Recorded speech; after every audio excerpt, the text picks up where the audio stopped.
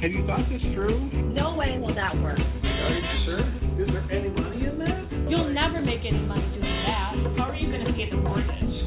Just get a job. You're going to try to sell that? Why can't you be normal like everybody else? All right. Were your parents morons too? The savvy entrepreneur to the rescue. Congratulations. That really turned out well. Really good job. I'm going to admit it. I'm surprised. You know, I wish I thought of that. I never thought anyone would bet. How did you do that? I'm so glad you're pursuing your dream. I wish I had the courage to follow my dreams. Hey, good morning, everybody. Welcome to The Savvy Entrepreneur. We are broadcasting live on Lakes Radio, WLCB 101.5 FM from the greater Chicago, Milwaukee area. I am your host, Doris Nagel. And why am I here? Because I'm a crazy entrepreneur myself, and I love helping other business people. I've counseled lots of startups and businesses over the years as part of my law and consulting practice, and I've also helped or started to help at least 9 different businesses, and whoo boy, have I made a lot of mistakes along the way. So my goal here is to share what I've learned, find other experts to also share their advice and insight. I welcome your questions, your comments, your suggestions. If there's a topic you want to hear about, challenges you're dealing with, you want to be a guest on the show or know somebody who'd be a great guest, just email me at dnagel, Nagel, at lakesradio.org. I would love to hear from you, and the show will be better for your input. And with that, I would like to introduce our esteemed guest for today here in our studio. The topic today is business innovation and product launches, new product launches, pretty important for most businesses. So with us live today to talk about that are Deb Kurtz and Andrea Nosek from Kurtz Consulting. So quick introduction. Deb is the founder and president of Kurtz Consulting, hence Deb Kurtz. And for the last 25 years, she's been recognized as an expert in building financial performance, developing innovative products and services, and helping grow market share. She's held titles in the past of president, VP of sales, director of marketing, and director of sales. She's the author of numerous articles. She's a frequent speaker, and she serves on a variety of advisory boards in healthcare, both corporate and nonprofit. And Andrea, her right-hand person, has over 20 years experience herself in sales, marketing, and product management leadership roles. Prior to joining Deb at Kurtz Consulting in 2013, she had senior roles with Baxter Healthcare and AmerisourceBergen, among others. She has also a very extensive digital and social media background. Kurtz Consulting has been in business since 2004, helping companies grow their top line, and we'll hear more about what they do and how they do it in just a minute. So first, though, I'd like to welcome formally Deb and Andrea to the show. Thanks so much for being with us today in the studio. Doris, thank you so much. This is Deb Kurtz, and right next to me is Andrea Nosek. Hi, nice to meet you. We are thrilled to be here today and really appreciative of the opportunity. We'd like to talk today about innovation, and we've crowdsourced some questions that we've heard from frequent entrepreneurs, and we thought we'd go over those today. And what we should probably mention is the best practices we're going to speak to are transferable across industry, across verticals. But because we focus in the healthcare space, a lot of our examples and a couple of the best practices we'll share will be particularly germane to companies that innovate in medtech or health tech. Excellent. So let's just talk a little bit about what you mean by innovation. Let's just start there, because people talk about being innovative, and I think it might mean different things to different people. What's it mean to you? Well, thank you for asking that question, because you're right. We approach innovation very much from the revenue side of helping our clients move the needle on corporate growth. But that's not to say that innovation doesn't exist in other processes. You know, my husband's a software engineer, and he'll tell you about innovation and how he approaches validating code. And certainly there's innovation in all aspects of life. But we'd like to really focus today in the area of bringing new products and services to the marketplace, things that are accretive to a company's growth. And in particular, the path that entrepreneurs should follow that we've seen as a best practice. So that's what we'd like to focus on today. I think innovation is really a critical topic for companies to keep up with changing demand and the marketplace. So what are the things companies should think about as they focus on innovation? I think a lot of times we see organizations approach us and they're in one of two spaces. Either they have this brilliant concept that they're just thrilled to be bringing to market in whatever stage it is, from a fuzzy drawing on a napkin to a product that's ready to launch and needs our help, to very established companies that want to create innovative skunkworks divisions. And that in particular is a sweet spot for us, is a lot of our clients are what I call in the mid-market space. You may not have ever heard of them, but they're very robust clients. They have well-established practices in bringing new products and innovations to the marketplace, but oftentimes they want to let some of their creative folks go off in a corner and not be encumbered by the constraints of the rest of their corporate environment, and want to see them go off and incubate a product. And I think, there's been a lot in the literature about this as well. So is that a good thing? 3M. So is that a good thing? For our clients, yeah. Yeah? Yeah, we've seen that a lot of great creativity happens when you take a couple people from an organization and give them some free time to go work on their skunkworks project. And that's oftentimes where we get brought in, because those little teams often don't have the bandwidth to do all the functions that are necessary to bring a new product to the table, particularly when we look at product market fit. And that's an area where oftentimes the zeal of the innovation overlooks like the attractiveness of that innovation to the marketplace. Well, right. You have this danger for small businesses and entrepreneurs in general, right? Which is, you have this great idea. Your friends around you tell you it's a great idea, but the fact that you've produced it or offered it doesn't necessarily mean the market is ready for it. So the old adage, like the movie Field of Dreams, if you build it, they will come, isn't necessarily the case. And I think that's what you're getting at. So I recently had a client that brought a new product to market.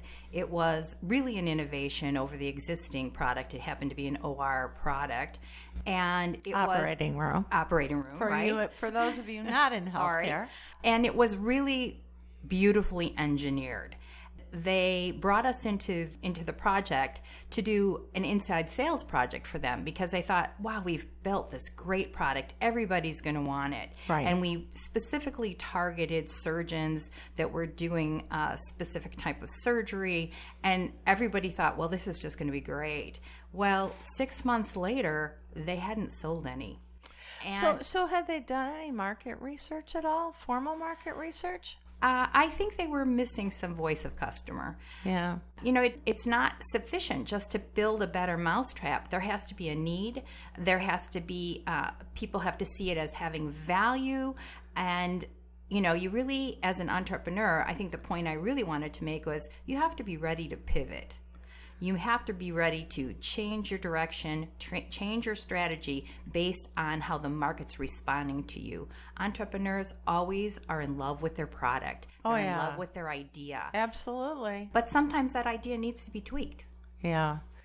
Well, it's difficult because entrepreneurs, by definition, are a passionate, rather stubborn bunch as a whole, right? I mean, and if you're not stubborn, you probably won't make it, because there are so many obstacles you face that every time somebody gave you bad feedback or told you about a problem you hadn't anticipated, you just melt and say, never mind, I'm going back to my day job. So there's that fine balance, right, between an entrepreneur who has this idea and is passionate about it, but still has the ability to listen and to pivot. So that's a challenge. You've raised an interesting point, though, about market acceptance. So what kind of market research do you need to do? Well, I mean, maybe you don't have enough money for a detailed market study, but then again, asking a few friends and family is probably not sufficient, right? Well, you have to remember, our background is coming from inventing complex medical solutions. So, while our friends and family are our biggest fans, they're not necessarily the audience we would go to validate concepts. Well, they're not. Right? They're not potential customers. Not at is all. What you're saying. So, what we help organizations do is look at the key stakeholders that are involved around the solution to the problem itself, and then the potential solution that the entrepreneur is looking to bring to the table. And sometimes those key stakeholders can be often overlooked audiences. For example, we're working in the operating room space, and we were working with a client, and we were helping them with what we call user testing. So when you get to a prototype stage, you want to get feedback, real world feedback from users. And we realized that the cleaning staff had been overlooked in the stakeholder list, right? Because you really don't think about how the device is used or what the procedure is, but the cleaning is an important part of the procedure, just part when the procedure's over. Right. And without the voice of the cleaning staff, we could see how there were some design considerations that should have been addressed and weren't by overlooking this important stakeholder group. So my recommendation to entrepreneurs would be is whatever problem or solution that you're bringing to the table, who are the different stakeholders, the different roles in your customer that will interface with your solution, and to get feedback from them early in the development process to make sure you understand their critical needs. That reminds me of a client that I've worked with for quite a while, and it's in the, I guess, e-health business. It's a combination medical device and software, which so many new medical technology products are. And the one stakeholder that I think he neglected was the IT groups of his buyers. So he talked to physicians and said, yeah. Wow, would you like this in your practice? And they asked him questions about, is it billable for Medicaid and Medicare, and can I get reimbursed for it for insurance?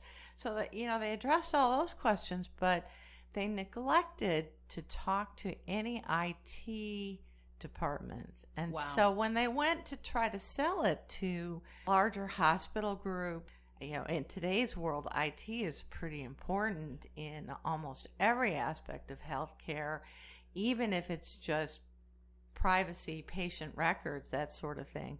But then they found that the review process and the documentation that was required, they weren't prepared for it at all. And it affected not only the sales cycle, which was a lot longer, but the credibility, I think, of their offering, because they hadn't thought through that.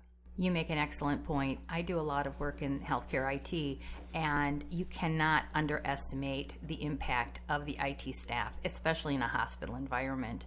They have tons and tons of control, and I've even seen big companies make this mistake. Wow. So we like to look at stakeholders with the various roles they provide. So what I would call in this example, where we're talking about healthcare IT, the IT group would be sort of the technical buyers or the user buyers. They're representing the voice of users, or the technicians who have to interface with your innovation. Right. They're an important group to make sure you include in your voice of customer research. Well, so let me stop you just a second. Mm-hmm. When you're just starting out, and maybe you're in a novel area, I mean, it's one thing if you're working in one of those hospital environments, but if you're a solo practitioner, you're a surgeon, and you've had your own practice, for example, and this would happen, I think, in lots of examples where the person inventing the idea maybe doesn't really understand the buying process, or even how their potential customers think and who's involved in the decisions. How do they even figure out who the stakeholders are? Because it's a world that they don't even necessarily know. So that's where talking to the users that interface with your solution or the problem that you're trying to solve is where you learn about the other stakeholders. So if you let's use the obvious example we were talking about, like an electronic medical record. So you might think the first user groups that you talk to might be the nurses or the clinicians that you see entering data into these things. Those would be the exact folks you'd ask, who else besides folks in your role interface with this problem or a solution like mine, and use them to find the other stakeholders. But I really wanted to emphasize probably the most important stakeholder of all, and is often overlooked by entrepreneurs, and we call that the economic buyer, which would be the department or the individual who has the budget to pay for your solution. Yeah, totally different environment. But I think as a consultant myself, that's been one of the biggest challenges, is that you think you found the buyer. The department head, maybe the VP of sales, maybe it's HR, whatever. But then you find out that all of a sudden there's some other stakeholders in the buying process that you didn't know about, because somebody else actually approves the budget for it. And then all of a sudden the deal you thought you had wrapped up has been blown up off the rails. So that's why important in your voice of customer is not just getting feedback on the problem or on your prototype solution, but also on the buying process. And the folks that you're engaging with, probably mostly the user buyers, those are probably going to be the richest group that entrepreneurs interface with in terms of stakeholders. But those are the folks to ask, what is the buying process like? And oftentimes we're talking about hospitals, but what is the buying process like in the hospital environment, or what is the buying process like in wherever you're innovating? To ask the steps and the stakeholders, and then to learn about each of the roles that those stakeholders have in solving this particular problem. So we call that voice of customer. I think it's been called market research. I think there's been a lot said over the years about having intense customer intimacy as an entrepreneur. And what we see is oftentimes entrepreneurs are really good in one particular aspect of the problem, but not recognizing there's all these adjacencies to the problem, including these buying influences that are really critical up front in the development process. Well, so I think what you're suggesting, if I understand correctly, is that you need to be careful you're asking all the right questions.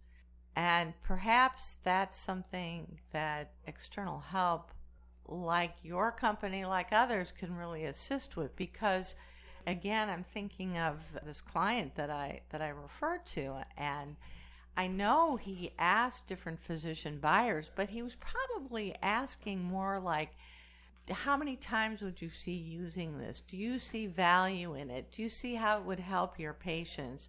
Do you like the features and benefits of it? As opposed to, who are the stakeholders? Who's going to decide whether you use or buy this product and how profitable it is for you?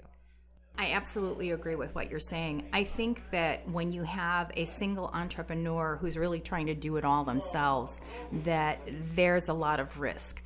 They really need to find someone who's a subject matter expert, someone who's not just someone who might use the product, but someone who's aware of the market, aware of the product types in the market, and is really a professional subject matter expert. And that person can be a consultant, that person could be a partner, they could be brought in as a partner, but it's really hard for an entrepreneur. An advisor, yes. Or a board, on your board of directors even. That, I think, is important, because it's really hard to know what you don't know.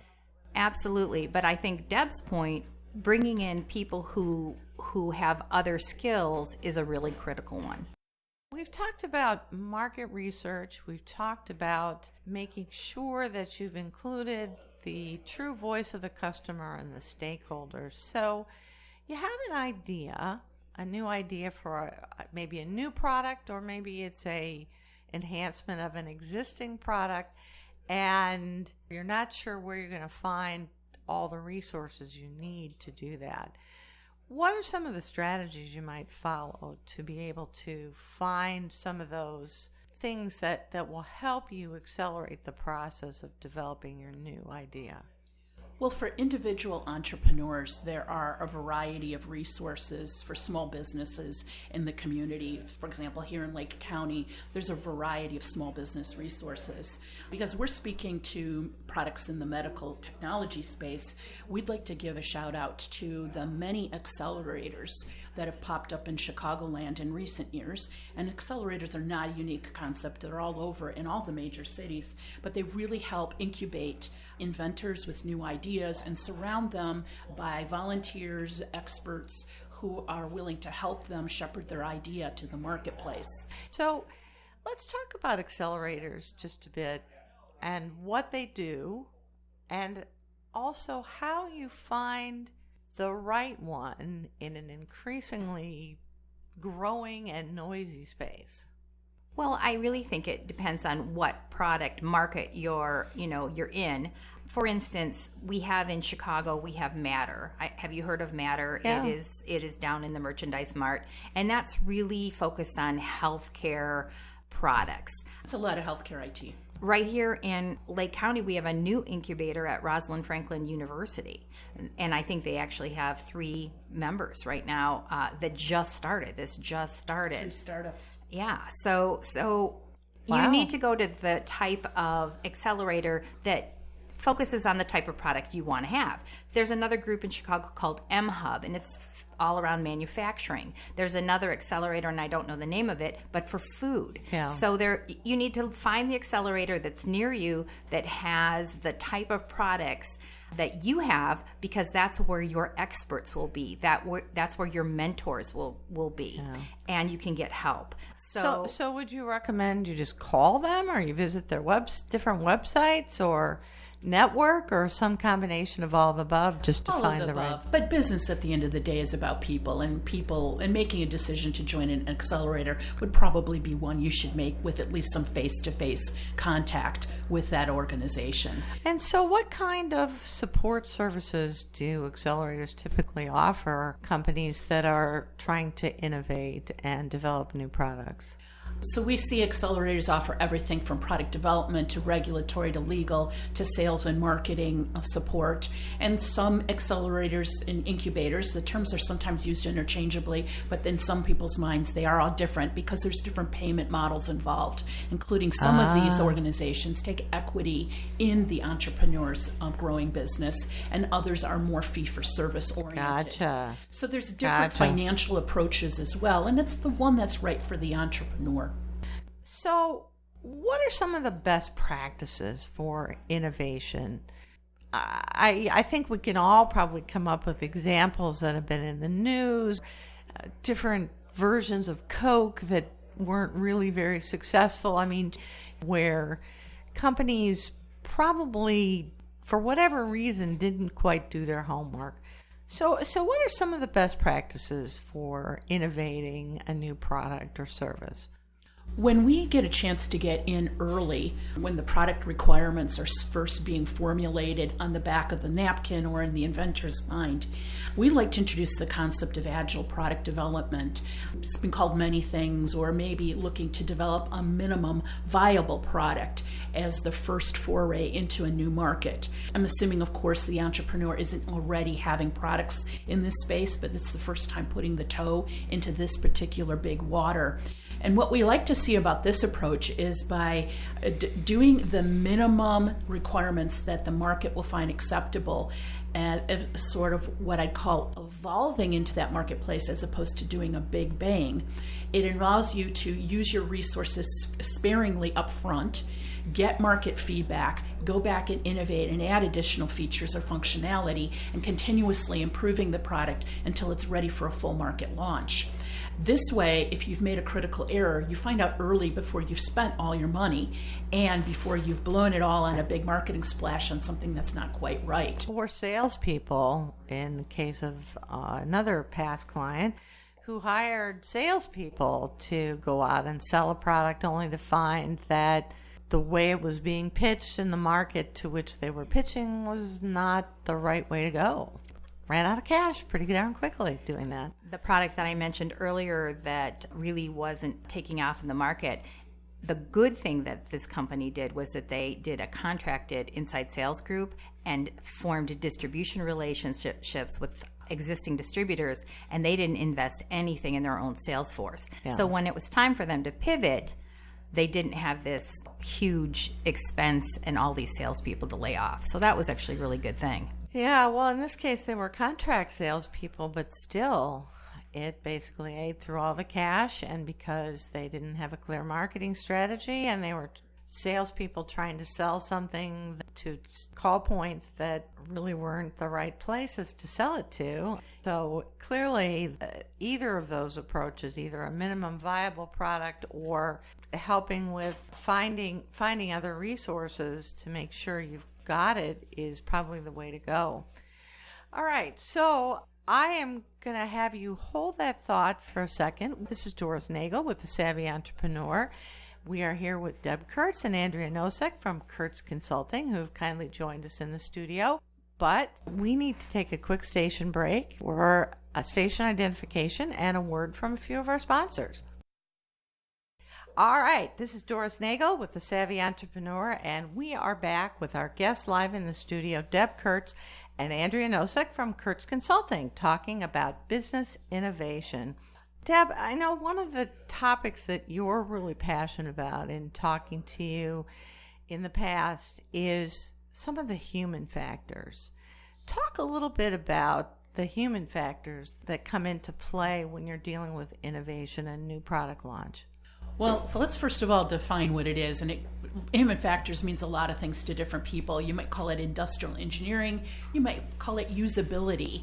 The way we like to study it up front is we like to do ethnographic research, which is a fancy word for, besides talking to those key stakeholders about the problems they have and about your prototype and how it addresses those, is to watch how they engage with the problem they have currently, and then to have the ability, if possible, to watch them engage with your prototype.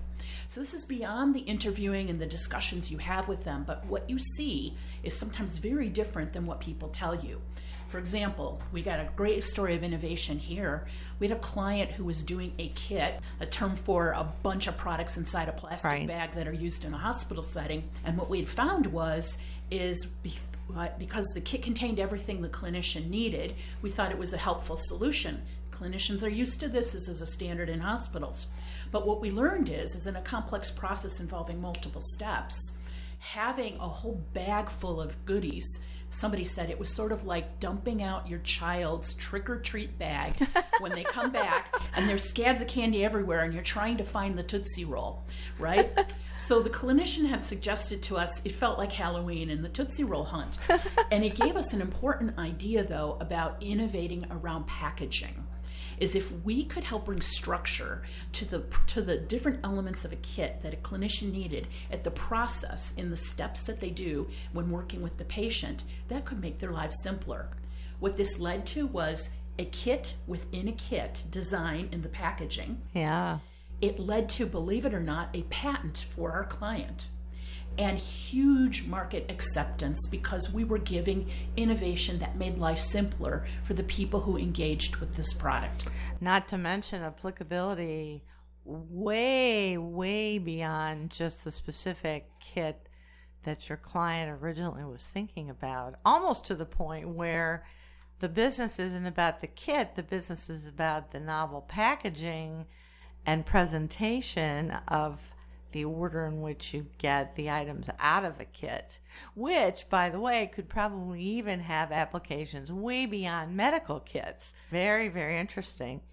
Let's talk a little bit about go-to-market strategy. What are some best practices about go-to-market strategy? Well, I think we already sort of touched on one of these points, and that was having an appropriate distribution strategy. Yeah. And we talked about, not investing in a sales force, maybe doing a contracted sales force. Let me stop you right there. So for people who maybe are still starting their journey or maybe not sure they're going in the right direction, what are some of the options that you could think about, and what are some of the pros and cons of those? Well, clearly you could do, as you suggested, have your own sales force. Then you have a large territory with a few people, and you have to pay for those people's resources. You can do a contracted sales force, and there's plenty of them out there. You could have a distribution relationship with a distributor or another company. You can sell online. Right. I have clients who sell online. So there are a lot of different ways to bring products to market. Yeah, even eBay. You'll find, who knows what you'll find on eBay. Absolutely. Or Etsy or any of those kind of platforms, depending on your product and where your potential customers reside. Absolutely. The one thing that I want to caution people about is to just assume that someone's going to be able to call on a complaint. So I'll make that a little more clear.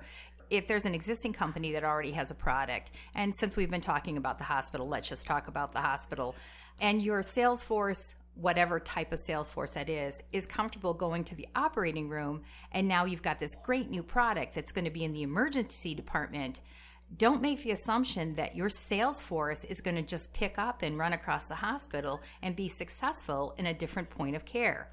It's a different buyer. Yeah. They don't have any credibility. They don't have comfort. They don't have contacts. And what we found in the past, when you do something like that, it's a critical error, and your existing sales force will just migrate back to what they were comfortable with, and your new product will just stall in the marketplace. Well, so that's interesting because, little light bulbs go off as I'm listening to you talk.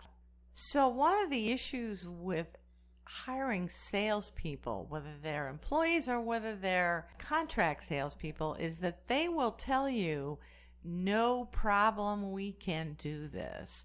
How do you dig a little deeper to get to the point where you can actually be sure that they know what they're talking about? Because you've seen salespeople. Salespeople are can-do people.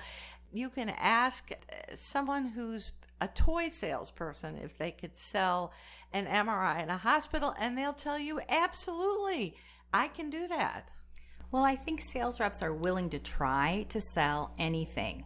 But the one thing about sales reps that's pretty universal, if they try and they're embarrassed or they fail because of something you didn't provide or something that was provided incorrectly, they will never go back to that product again.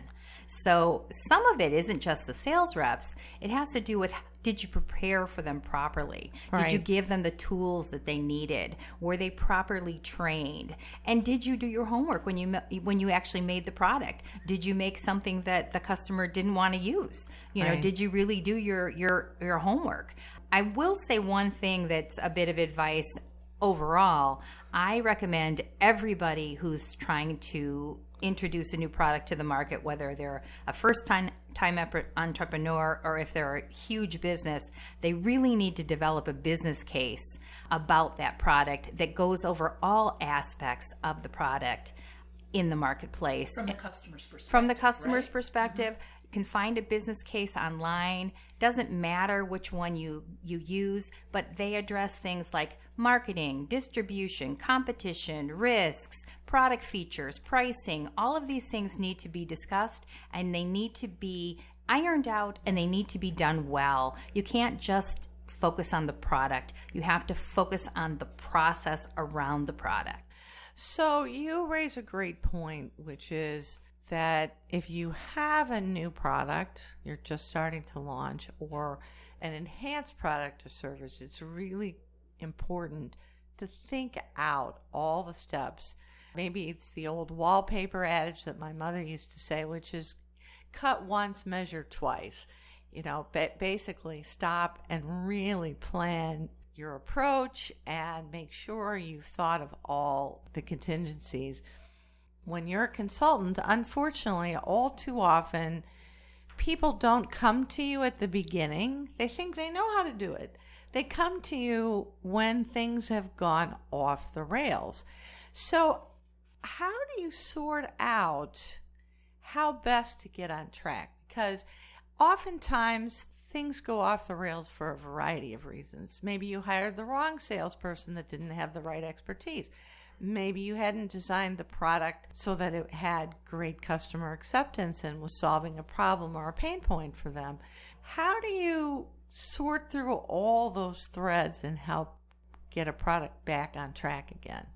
So thanks for asking that, because that's actually a large point of entry for us when we start working with new customers. It's great to be involved in the early product requirements, but oftentimes we do get brought in when things have failed to meet expectation. Yeah. So we do a due diligence that involves looking at everything from the product to the way that it's marketed to the way that it's sold, and get a lot of feedback from the customer perspective. But this due diligence we do is not just externally focused on the customer and how it's fitting and how it's solving their problems.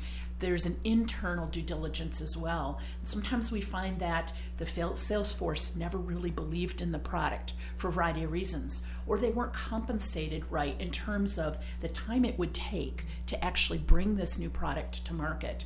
Or sometimes we find that just as Andrea's point about the OR salesperson doesn't have the emergency department contacts, we sometimes find clients say, oh, we thought this was going to be a hospital product, but now what we're finding is it's really better suited to long-term care, and we don't have a sales force that calls upon long-term care. Right. So one particular solution, we brought two of our clients together. We had a client with a sales force in long-term care, and we had a client with a hospital product that really was better suited to long-term care. Wow. We brought them together, and they formed a distribution relationship. Fantastic. These are some of the ways you can solve your problems. You don't have to necessarily do it all yourself as an entrepreneur. Looking for partnerships to shore up your weaknesses is a really great idea when you have limited resources. Yeah, that's a topic that I know your company as well as my own little business are very passionate about, which is finding the right partners. It is not an easy task. It's almost like as difficult as finding a personal relationship or making a lifelong friend. There are a lot of considerations that go into it, and things that sound like a great partnership maybe are not. Talk a little bit about how you approach partnerships for your clients and what you counsel them to look for and how you help them find a good partner. Well, one thing that's really important is culture. Do you have the same belief system as the people that you want to interact with? Do you have the same goals? If you don't have a culture that's compatible, you will fail. Yep. And so how do you dig down on that? So we help clients do this quite a bit, and we first start with the list of requirements that you want in your partner. So suppose you've got a great product, but you don't have a sales force. So you're looking for a company who doesn't have a product like yours, but has a great sales force. So we start off by doing the really logical list of requirements. And then we like to introduce our client to a variety of several, half dozen even or more, different potential partners. And then after the first meeting, and we recommend that there always be these face-to-face meetings, after the first meeting, then we start developing a scorecard that includes some of these softer factors like Andrea called it culture, but we might say, do we have the same vision for the speed to which this business discussion is going to occur? So for example, we've got one client who thinks that we'll just ink a deal this week and next week your sales team won't be off selling. And what we'll find is the distribution company thinks that it's got to go through 10 rounds of lawyers and we won't launch until our national sales meeting, which is next year. So you start finding there's different cultural aspects about how each company looks at the next steps towards building that. And then you start asking the question of, does it feel like we're aligned in terms of our vision, our values, and our culture? And that becomes pretty clear to the client after they've had a chance to have some of this face-to-face engagement. Interesting. Andrea, did you have something to add? You look like you're poised to... Yeah, I want to make one comment. Deb has an amazing number of contacts, and I think it helps to align yourself with someone who's really in the know in the industry. So she's able to put together a list of 6 people where maybe somebody else wouldn't have been so successful at that. Yeah. you're lucky you operate in healthcare where, frankly, I joke with people, there are no 6 degrees of separation. Having worked at Baxter Healthcare and Cardinal Health and other healthcare companies, it seems like anybody in healthcare, you probably have mutual connections. But it is important that you have a great network, not just as a consultant, but I think as an entrepreneur. You need a very large network of people with a variety of expertise, whether it's raising capital and financial people who are bankers and accountants and lawyers, but you also need people with marketing and communications and public relations. The list goes on and on, really. So that is actually one of the big challenges for many innovators. The makers sometimes are kind of introverted. Yeah. They're not people with big networks, and they need to find someone that they can work with who does have that reach that they just don't personally have. So that's a big problem. Yeah, I'm sure it is. So that's the introvert who probably comes up with lots of great ideas. I'm sure there's the reverse, though, where it's somebody who's much more of a people person, and they've got this idea, but maybe they don't know how to do the technology piece of it. You know, I can think of people who dream up apps all day long, but they have absolutely no idea how to do the coding to actually make the thing work. So absolutely. We have a client that is a medical device company, and they had a great idea for an adjacent product. It was a skincare product. It was completely out of their core. And so they actually contracted with us to develop a new skincare product. And it was great because we had the expertise and the context and the knowledge. They had the great idea, and they wanted to focus on organics, which were growing in the marketplace. And we worked together to bring that product to fruition. It was just something that wasn't in their area. It was a good thing to do. So you don't have to do it yourself. You can contract that out. Well, the thing is in today's environment, there's probably somebody out there who has what you need. Sometimes the challenge, I think, is finding that right match, and sometimes it feels like looking for a needle in a haystack, but keeping networked, whether it's with a great group of advisors or whether it's fellow entrepreneurs or it's formal like executive networking breakfasts or whatever it is, I think is a really important thing for almost any entrepreneur out there. That's why the incubators or accelerators are so good for that introverted entrepreneur, because they're surrounded by other people in a similar situation. So it helps them get out into the network. Well, not only that, but one thing that a couple of colleagues who have been part of those have mentioned is that it's inspirational. The fact that somebody else is struggling, so you don't feel so alone. It's not, I'm a failure, it's, this is a point in normal business development that happens to other people, but it also can be very inspirational to be around companies that have solved some of the problems that you're dealing with, right? Absolutely. We only have a few minutes left. I know your firm is really passionate also about marketing communications. Talk a little bit about the importance of marketing and marketing communications for innovation and new product launches. So I'd really like to focus this on how medtech companies communicate. And we were joking about this the other day. My family still thinks that I do Super Bowl commercials because I say I'm a healthcare marketer.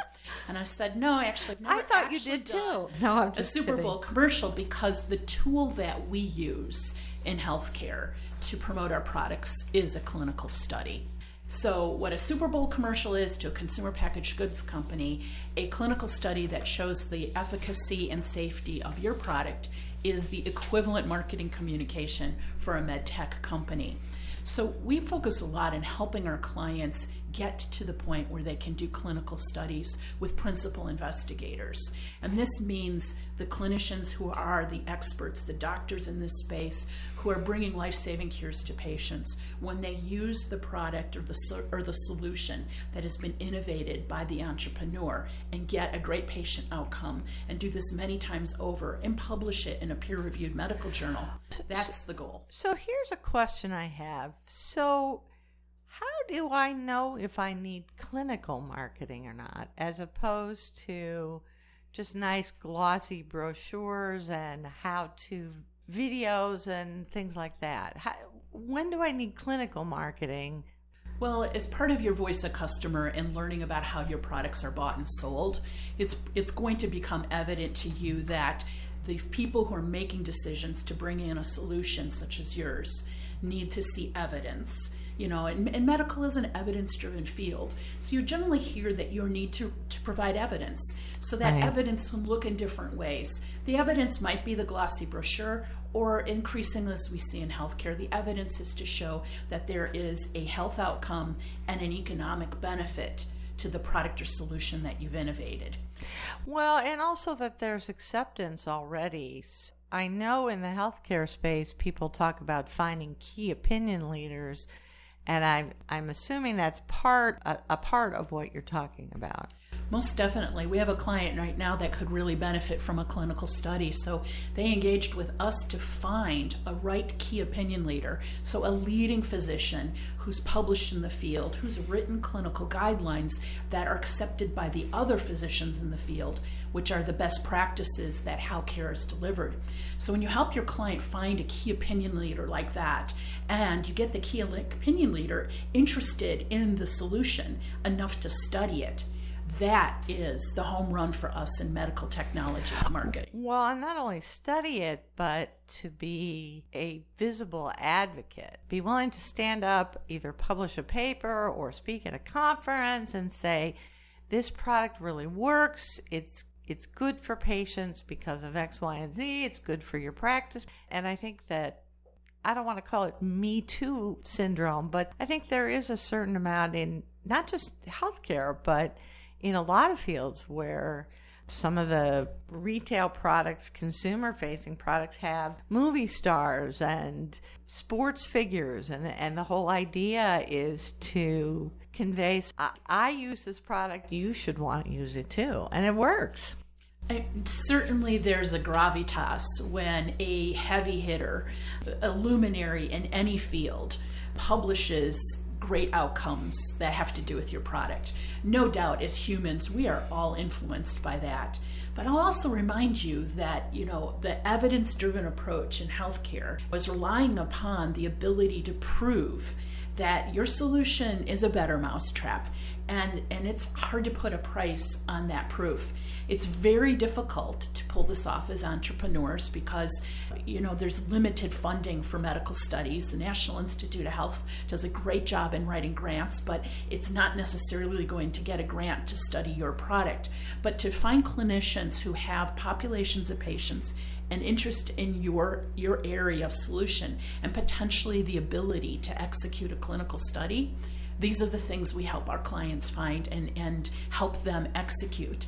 And it's a home run for us in medtech when we can get such a clinical study to fruition and then have that key opinion leader speak about it from behind the podium. Those are great words of advice. Just one last question before we wrap up. How did the two of you get into this business? And what is it that motivates you to get up out of bed every day and be enthused about helping your clients? I think Andrea and I have really similar stories, and we both started our careers in the technical field. We studied technical things, got MBAs in marketing, and then went on to start working for healthcare companies. And, there's something to be said for the passion of bringing new products and solutions to the market that improve patient care. That is its reward every day. But I'll be frank that for us, you might have picked up from us is that, we view this as a people business. We're making patients better, but our clients and the clinicians who work with the products and solutions that we develop become really important to us as individuals. And I will admit, we do keep a scorecard between us.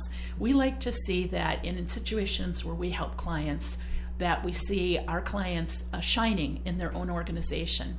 And we do keep track of what promotions result from members of our client team where we've had the opportunity to serve as consultants. And I'm not saying we got people promoted, but maybe I am.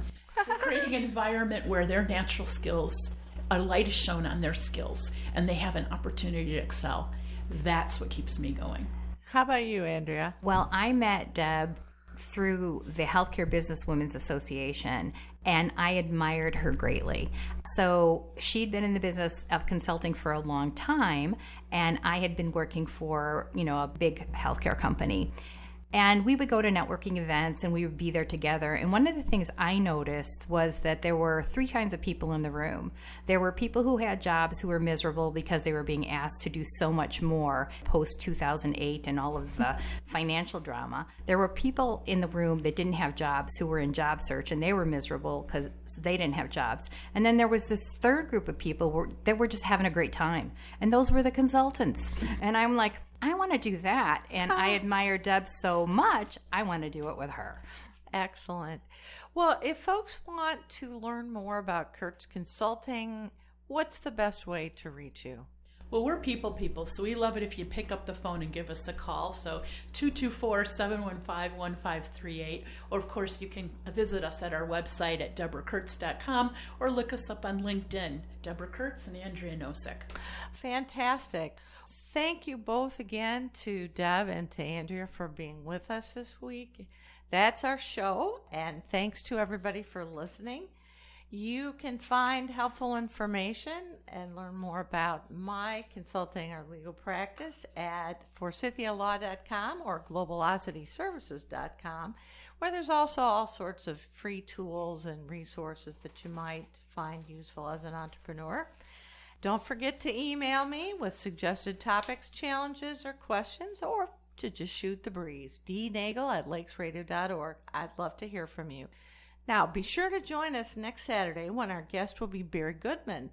He's a partner at a company called SVA, which is a company that focuses on building business value, particularly as part of a transition plan for a business or succession planning. Until then, happy entrepreneuring. This is Doris Nagel with The Savvy Entrepreneur.